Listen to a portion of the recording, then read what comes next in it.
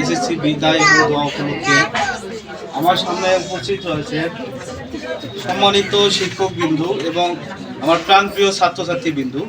সবার প্রতি আমার সালাম রইল। আসসালামু আলাইকুম ওয়া রাহমাতুল্লাহ। মহান আল্লাহ তাআলার প্রতি শুকরিয়া জ্ঞাপন করছি আলহামদুলিল্লাহ, এবং বিশ্ব মানবতার মুক্তিদূত, বিশ্ব নবী এবং বিশ্ব নেতা হযরত মুহাম্মদ সাল্লাল্লাহু আলাইহি সাল্লামের প্রতি সংক্ষিপ্ত দরুদ পড়ছি আমরা সাল্লাল্লাহু আলাইহি সাল্লাম। আমার বলার তেমন কিছু নাই, তবুও দুই একটা কথা না বললেই নয়।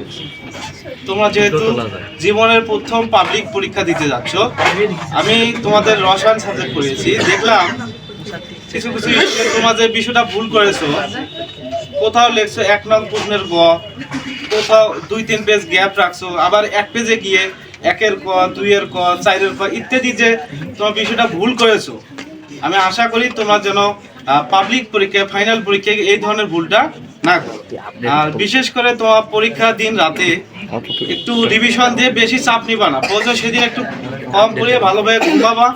এবং সবাই যে তোমরা এখানে বিভিন্ন ধর্ম আছি, যে যার ধর্মে আমরা কি করবো, মহান প্রতিপালকের কাছে সাহায্য কামনা করব। আর আরেকটা কথা না বললেই নয়, তোমরা এসএসসির পর উচ্চ মাধ্যমিক ভর্তি হতে যাবা। বিশেষ করে যে গভর্নমেন্ট কলেজগুলো আছে, সরকারি কলেজগুলো, এখানে আবেদনের ন্যূনতম যোগ্যতা হচ্ছে আউট অফ 5। তারপরে তোমাদের রেজাল্ট মার্কের উপর ভিত্তি করে কি করা হয়, সিট দেওয়া হয়। আর পাশাপাশি অন্যান্য যে ভালো ভালো কলেজগুলো আছে, মোটামুটি 4 পয়েন্ট বা 3 পয়েন্ট মিলে তোমরা চান্স পাবা।